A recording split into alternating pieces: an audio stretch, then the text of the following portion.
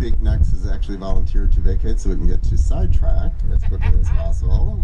And so we're going to move right on to the final dedication. So I'd like to ask Marshall Hart. Central High School is going to do the honors.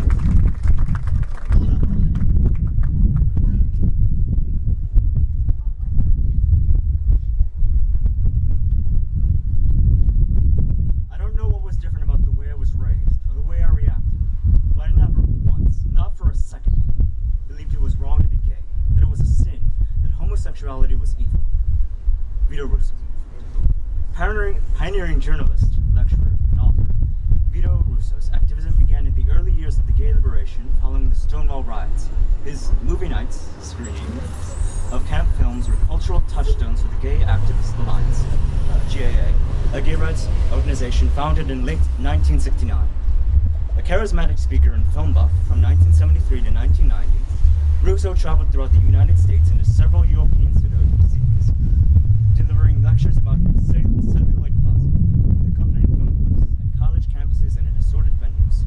Russo's presentations, as well as his 1981 book, The Celluloid Closet, explored the history of gay and lesbian representation in film, explaining how such depictions in movies were surprisingly open with the advent of the Hays Hollywood production in 1930, and viciously demonized thereafter.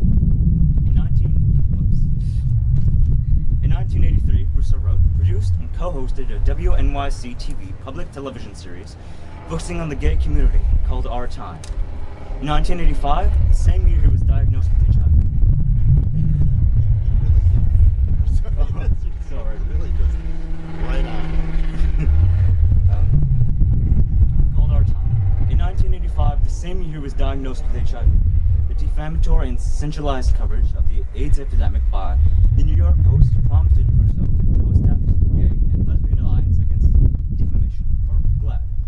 The organization continues to monitor LGBT representation on television, in print, and in film, and still presents an annual award in Russo's honor. In 1987, Russo and activist/author Larry Kramer co-founded the AIDS Coalition to Unleash Power, or ACT UP, which focused the nation's AIDS activism by forcing a brutally homophobic government to respond to the worst health crisis of modern times. In 1990, Russo appeared in the Oscar-winning documentary Common Threads, Stories from the Crypt. He died of AIDS-related complications on November 7, 1990, at the age of 44. His definitive biography, Celluloid Activist, was published in 2011, and the film documentary of his life, Vito, was released in 2012. Vito Russo's enduring legacy, the 1996 HBO documentary of The Celluloid Closet, a film project funded almost entirely by small donations, was co-executive produced and narrated by his close friend, Lily Tomlin, just as she promised it would be.